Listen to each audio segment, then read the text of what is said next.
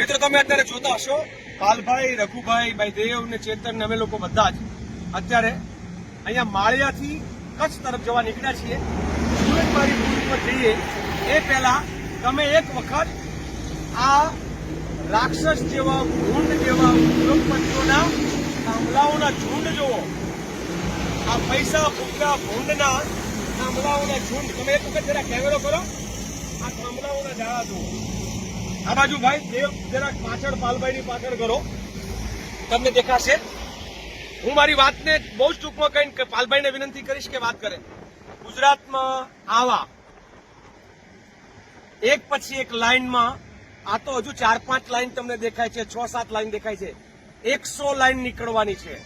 1.5 લાખ થાંભલાઓ, 5.5 લાખ ખેડૂત પરિવારો, 38 લાખ ગાયકવાડી વીઘા અને 57 લાખ કાઠિયાવાડી વીઘા એ આમાં આ ઉદ્યોગપતિઓના પાપે અને આ લૂંટારી સરકારના પાપે ગુજરાતના ખેડૂતો. તમે વિચાર તો કરો કે તમારા ગામમાં, તમારા ખેતરમાં આવી રીતે થાંભલાના ઝાડા રચાશે તો આપણા ખેડૂતો ખેતી ક્યાં કરશે, માલઢોર ક્યાં જશે, લોકો ક્યાં જઈને રડશે રોટલો? એ આખું તમે જુઓ, ઝાડા લાગી ગયા છે. આ ઝાડાઓ સામેની લડાઈ છે. આ લડાઈ માટે પાલભાઈ તમારું શું કહેવાનું ભાઈ? લાલજીભાઈ, આ વીજ લાઈનો જે પડે છે, આ તમે જોઉં, હું વારે વારે જ્યારથી હતી 6 મહિના પહેલા જ્યારે ત્યારથી સભાઓ ચાલુ કરી ત્યારે કહું છું કે આખું ગુજરાત કરોડિયાનું ઝાડું થઈ ગયું છે. આ જે પરિસ્થિતિ જે આવીને આવી પરિસ્થિતિ ગુજરાતમાં બધે જ થવાની છે. 16 લાઈનો જે તમે કહો છો ને લાલજીભાઈ, એ તો મોટી લાઈનો 400 કેવી કે એનાથી મોટી લાઈનો નીકળવાની છે. 765 કેવી, 800 કેવી, 1200 કેવી, 1600 કેવી. પણ જે એનાથી નીચેની 220 કેવીની લાઈનો, 128 કેવીની લાઈનો, 66 કેવીની લાઈનો, એ 100 નહીં 2000 લાઈનો નીકળવાની છે. કારણ કે એ લાઈનો પાવર ભેગો કરી અને આમાં નાખે અને ત્યાર પછી મોટી લાઈનોના માધ્યમથી ગુજરાતમાં આ લાઈનો જાય.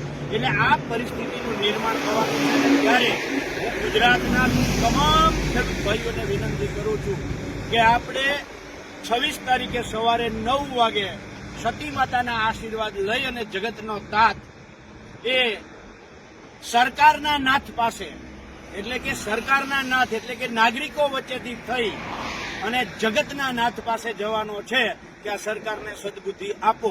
500 કિલોમીટરની પદયાત્રા એ બ્રજવાણીથી ચાલુ કરી વચ્ચે લાકડિયા, માળિયા, ત્યાંથી શું કહેવાય આમરણ, આ બાજુથી કોંઢ, ત્યાંથી વાંકાનેર, ત્યાંથી ટંકારા, ત્યાંથી જામનગર તરફ અને જામનગર તરફથી દ્વારકા. આ પદયાત્રામાં આખા ગુજરાતના ખેડૂતોને 26 તારીખે સવારે 9 વાગે બ્રજવાણી સતી માતાના આશીર્વાદ લેવા માટે પધારો એવી આપ સૌને નમ્ર વિનંતી સાથે આહવાન, હાકલ અને આમંત્રણ. આ લડાઈ માટેનું બધા લોકોને આમ કહે ને કે હવે તો કે છે કે ખેડૂત બોલે એક જ વાણી, 26 જૂને વ્રજવાણી. તો 26 જૂને વ્રજવાણી અને 30 તારીખે કોંઢ. આ જે છે કોંઢથી દ્વારકા અને વ્રજવાણીથી દ્વારકા, આ લગાતાર યાત્રામાં મહેશભાઈ રાજકોટિયા પણ અત્યારે જોડાઈ ગયા છે. અમે લોકો ભચાઉ મિટિંગ કરવા માટે નીકળ્યા છીએ.